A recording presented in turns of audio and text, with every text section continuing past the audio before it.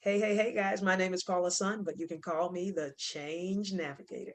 I mean, that's why you clicked on the podcast, because of the name, right? All right, cool. I want to begin by saying welcome to my new listeners and welcome back to the Faithful Navigators. We are here in season three, and season three is all about the pivot. And let me throw in this shameless plug. I wrote a book. I have a new ebook out on Amazon Kindle, and the name of the book is called Pivot.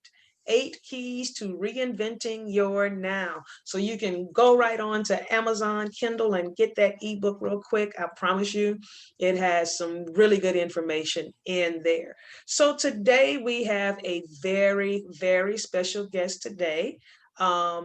She's all the way from, well, not from, but she lives in San Antonio, Texas. She is the CEO and owner of Cleanit210. I would like to introduce the Navigators to Lhyntenia Smith. Welcome, Miss Smith. Thank you for having me. Of course, of course. Listen, I don't have a bio or an intro to read to the Navigators. So this is your opportunity to tell the Navigators a little bit about yourself. Well, my name is Lhyntenia Smith. I am originally from Port Arthur, Texas. I currently live in San Antonio, Texas, and I do Cleanit210. We service residential cleaning here. All right. So we have this Black girl magic supporting Black women in business. She has her own cleaning service. So tell us a little bit about your professional career and your background. What led you to the cleaning business? So prior, I was working as a bank teller part-time at a local bank here in San Antonio.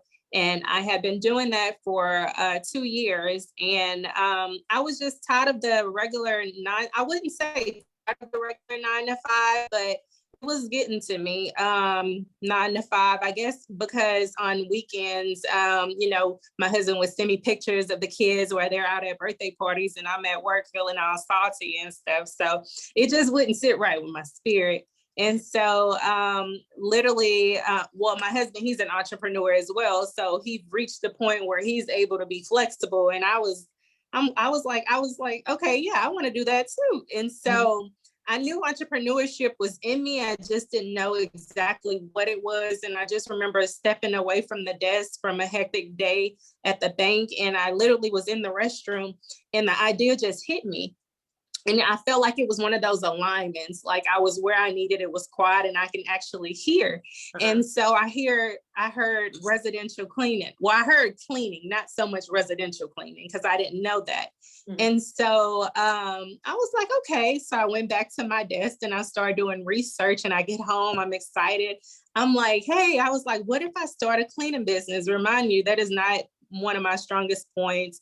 I literally went through a phase of being where I was to the point where cleaning wasn't my thing. Like when I get, it was one of those things where when I get depressed, I wouldn't clean in my own home. So for it to come about, I was like, oh, wow, like me cleaning, that's weird. And you can ask my mom, I was never the cleanest child growing up. So for that to even come about, it was really, like I say, one of those alignment things. In the process of starting, I remember reaching out to my cousin Kirsten, and I was like, what did Mud do? Which was my dad's mom. And my dad died when I was 8 years old of Lou Gehrig's disease. And so she always would catch me up on the family history. And so I was like, okay, what did she do? And she said, well, she cleaned homes. I was like, what, really? And she was like, yeah. And so she named two of my other aunts who also cleaned homes. And I was like, wow. So that explains. So it's just in me.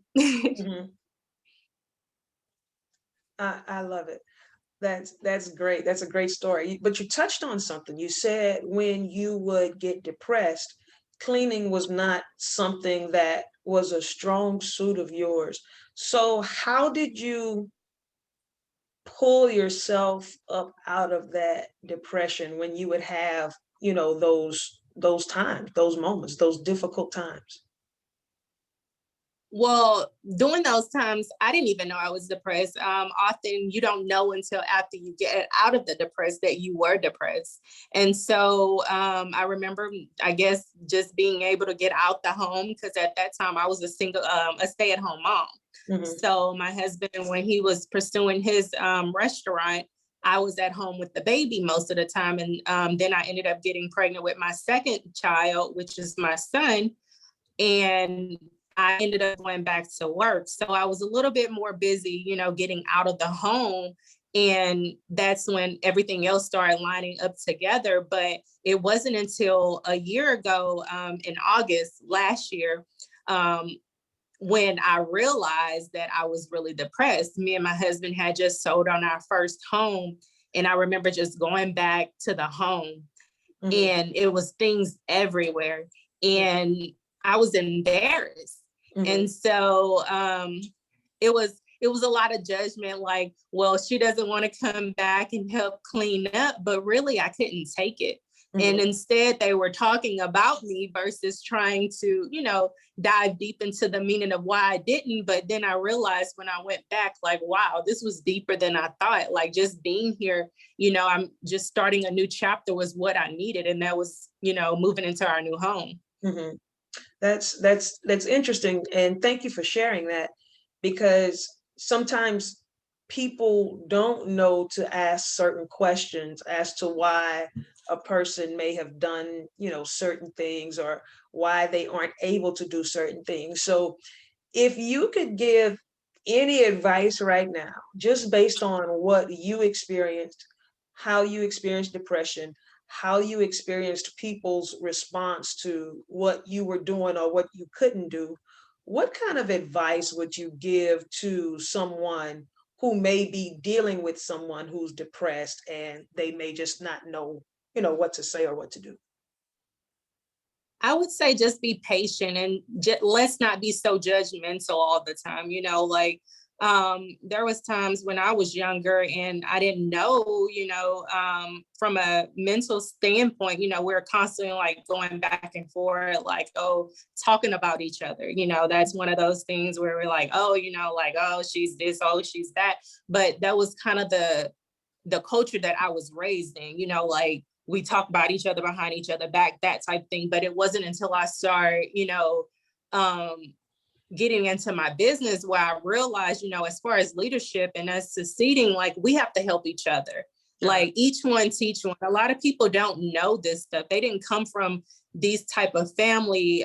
So it's us to be able to break those cycles and recognize, and just like I say, stop being so judgmental about one another, but at least, listen to them, listen to those signs. Just like right now, I'm taking classes to become an integrative life coach.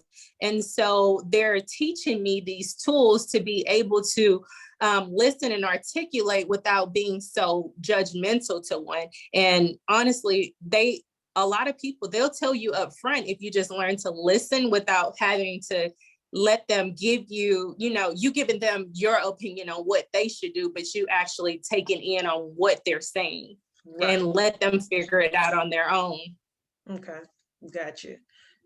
All right. That's pretty good. Thank you for sharing, and thank you for being so transparent. I know the conversation wasn't intended to go that way, but I'm sure Right. it'll help someone who's listening. So tell us a little bit about, I guess you could say, how long have you been in business? How long have you been working on your own CEO, girl boss, doing the thing? How long have you been doing that? It literally just hit 2 years in March. Okay.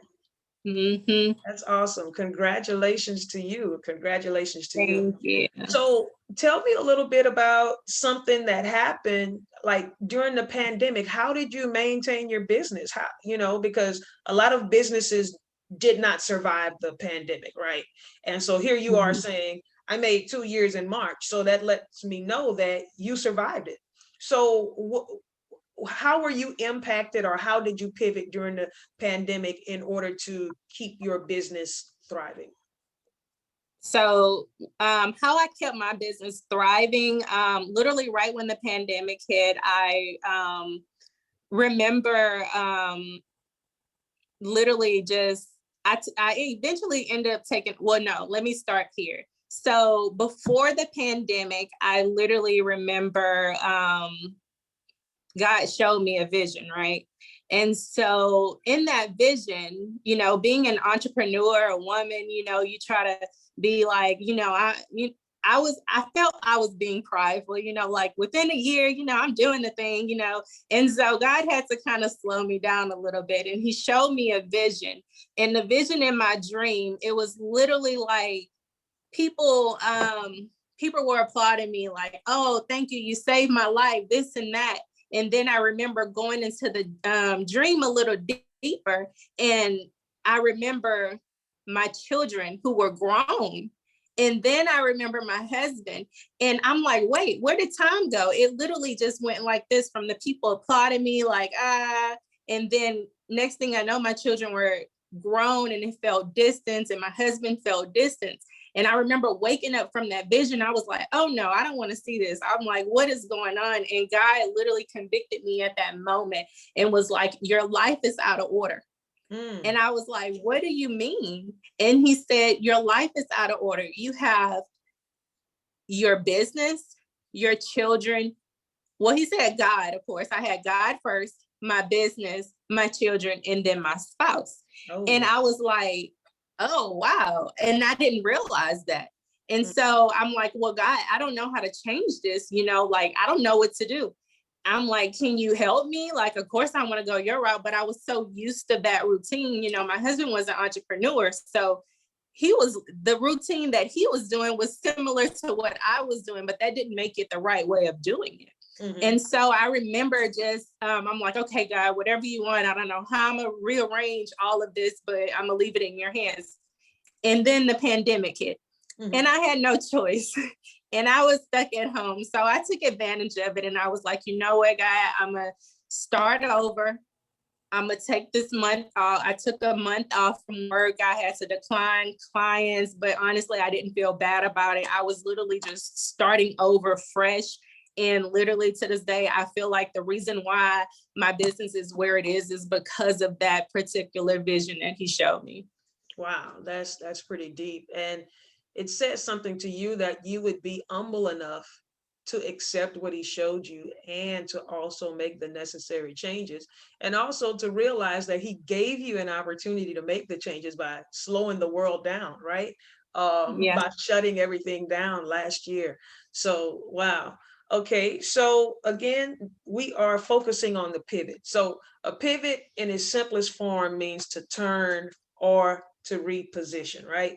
So tell me about some other areas in your life where you can say you made a successful pivot or a successful turn or repositioning.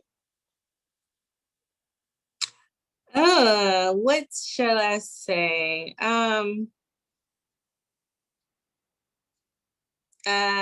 Career-wise, or just like whatever you want to highlight. Anyway, it doesn't matter. Whatever you want to highlight. Okay. I can do this particular one because it keeps hitting me. I'm always talking about the Lord, so y'all just bear with me. This one, you hear people all the time growing up, like the Holy Spirit, they speak to you, and God, you got to listen to God. God told me to do this. And I remember that one time, this particular time, I was like, I don't know what God they talking about, because I don't hear a God, like, and so I remember one day just saying like, okay, God, like, if this is you that's talking to me, I need you to, speak to me like you talk to these people. And so one particular day I was going into an interview for Anna's Linens. And I remember going into that literally approximately about to walk into the door, and I hear something and don't go in. And I'm like, and I'm confused, but I hear it. And so the question that I had asked, like, God, show me, use me, let me see if you're real. Mhm. it reflected back in my memory, like, this is me, like, you asked for this, so this is a test. So I'm like, okay, God, if this you, I'm gonna do what you say. Let me see if you real. Mhm. And so I go and I get in my car and I'm driving. I was living in Houston at the time. And I was like, literally, I'm fresh in Houston, don't know where I'm at or anything. And I'm just driving. And something told me to turn into a parking lot. And I parked. Nobody is at this spot. And so I get out my car and there's this lady in there, only one lady in there. And I'm like, yes, I'm looking for a job. It was a bridal store. I was like, yes, I just wanted to see if you were hiring. I'm currently looking for a job. And so she's like, yes, we're hiring. And so she started asking me questions and everything. And we're going and we're, I didn't expect it to be an interview. We're just having a regular conversation like you and I. And then right before leaving, she said, okay, you're hired. And I'm like, really? And she's like, yes, remind you the job that I currently was applying for. It was paying double the amount that I was getting plus benefits. And so ever since that moment, I remember telling God, okay, God, you real. So I guess I'll ride with you. You real. I love it. Yeah, that's pretty good. That's a good story about a pivot. You really did turn away from that other interview and just went to another place. But it also speaks to your level of obedience and being able to hear God's voice and listen to God's voice. So thank you for sharing that. And hopefully, navigators, if you're listening, hopefully you see the importance of, when you ask God a question, be ready to get an answer. All right. Be ready to get an answer, but also be Mhm. ready to be obedient to whatever those Yeah. instructions are that God gives you in that moment. So, And it ain't always easy. right, it is not always easy, but I promise you, if you listen to him, you'll always experience victory. According, Yeah. based on what he tells you to do, if you follow those instructions, you will experience victory. So, tell us a little bit about Cleanit210. We were talking earlier before we actually went live to record, and you said something about hoarders, right? And so tell the navigators a little bit about that idea that you had. You said you wanted to be able to clean for hoarders or something like that. Okay, so well, Cleanit210, we only service residential cleaning. With my background of having depression and things like that, when I was growing up, weekends were mostly spent cleaning up versus us actually having time with our family. And that was kind of one of the things that whenever I was working at the bank that really hurt me, seeing pictures of my family on vacations because I didn't have PTO or things like that. And so now being able to do that, have my own business, I'm able to help other families be able to go in and clean. That way they can have that time with their family or do spend that time on things that bring them happiness and joy versus them stressing out about cleaning a home all the time. Mm-hmm. In the process, I recently had a client who reached out to me. Another cleaning service here in San Antonio actually referred him to me, and because of the condition of his home. And so we don't normally do consultations physically going through, but we'll take pictures or do a FaceTime or something. And this client ended up sending me pictures, and honestly, pictures does no justice. And I literally find myself being in a situation where it was literally just like Hoarders on television. And in the process of going to the client's home, it was definitely devastating. I'm not going to lie.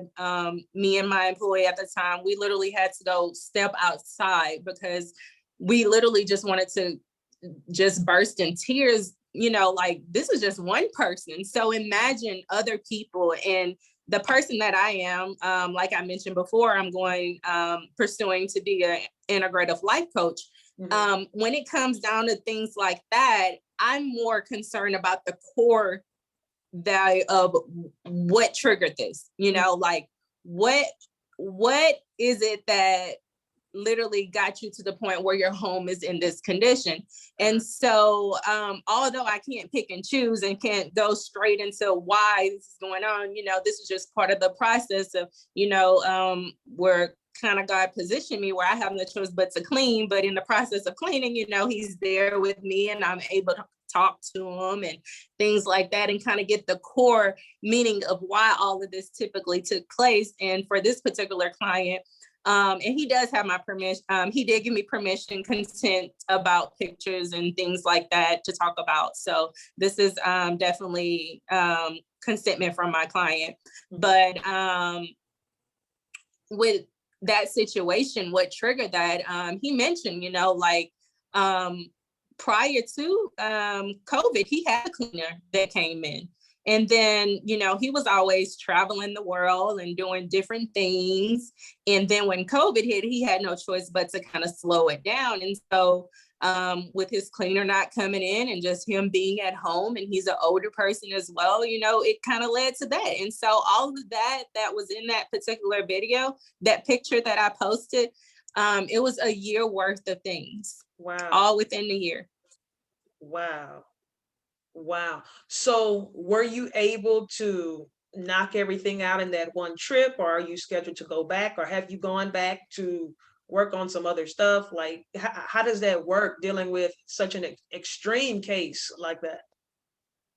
Yeah, so his only concern at that particular time was he wanted to make room to be able to go to and from the bathroom. Wow. It was not when you walk in there, it was literally nowhere for you to walk, and there wasn't an aisle, pathway, or anything.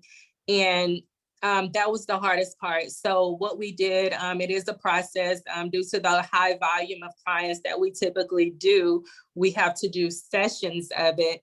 And so we haven't gone back for the second one. I believe it's actually next week, I want to say, or within the next 2 weeks. But like I say, due to the high volume, we did have to extend it, but we are going back. And we also, I reached out to other people because after the clean, I was just in question, like, God, like, why did you give me this client? Like, this was not easy, mentally, physically, like it was exhausting.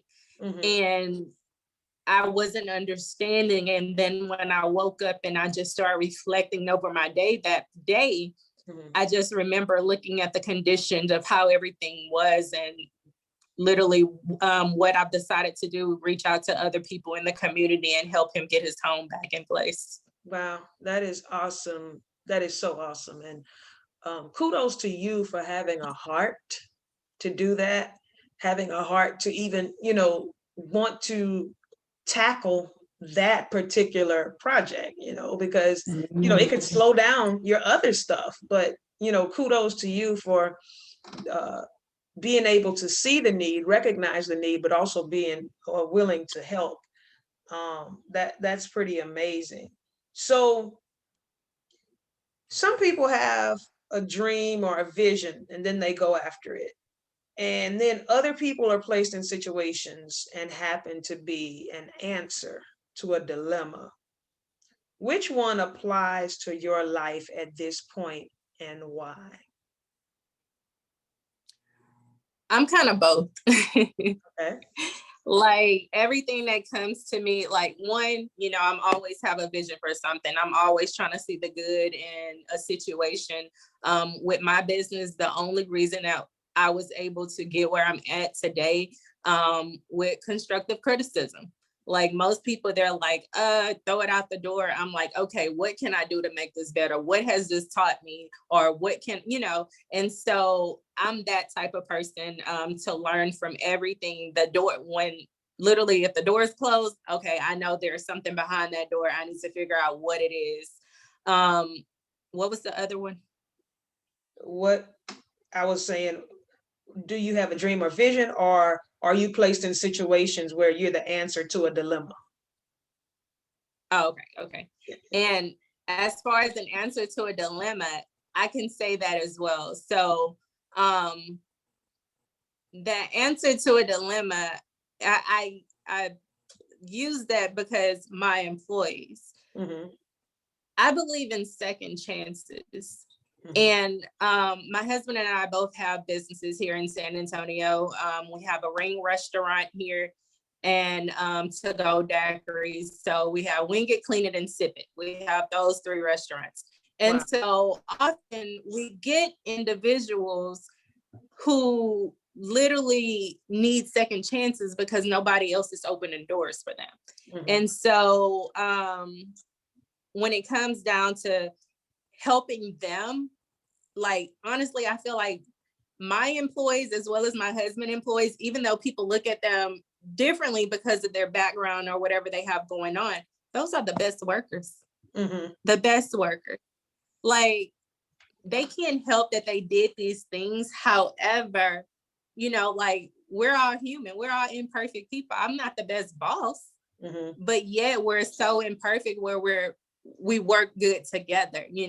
And so even with that, we're providing things for our employees, like benefits. Mhm. Some people don't even have health benefits Mhm. or haven't had them in months because most of the time it's corporate jobs that are able to issue those. So we're literally trying to transition a lot of what's up there to Mhm. down here and make them feel equally. That is awesome. Kudos to you and your husband for doing that. And you being the answer to a dilemma for people who just really need a second chance and an opportunity to make an honest living and, get on their feet. So I love it. I love it. As we get ready to wrap it up, we are talking with Lhyntenia Smith, the CEO of Cleanit210. Lhyntenia, before we go, can you let the navigators know? Can you give them some advice on how they can pivot or reposition or turn if they are afraid? Just do it. You gonna fail anyway, honestly. And Mhm. I'm not saying it like fail in a bad way. Literally, like, it's the feeling that made me who I am. When I thought I was going one direction, it ended up failing, and I ended up kind of repositioning. Am I saying that right? Repositioning Listening? every thought and things. Like, when I when I first started, I thought I was gonna do commercial and residential, and it wasn't until I failed at commercial that I realized residential is for me. So just do it. You honestly don't know. Don't be afraid of failure, because that failure part is gonna be the thing that builds you. I love it. Don't be afraid of failure. Failure will build you. All right, Lhyntenia, please let the navigators know, let the listeners know how they can find out about your business or how they can connect with you on any of your social media accounts. On Facebook and Instagram, you can find me at Cleanit210, and that's Cleanit210, the Oh, number 210. got it. All right. Thank you so much for your time. Thank you for sharing your story with us. Thank you, navigators, for listening to this segment. And until next time, keep going, navigators. Bye bye.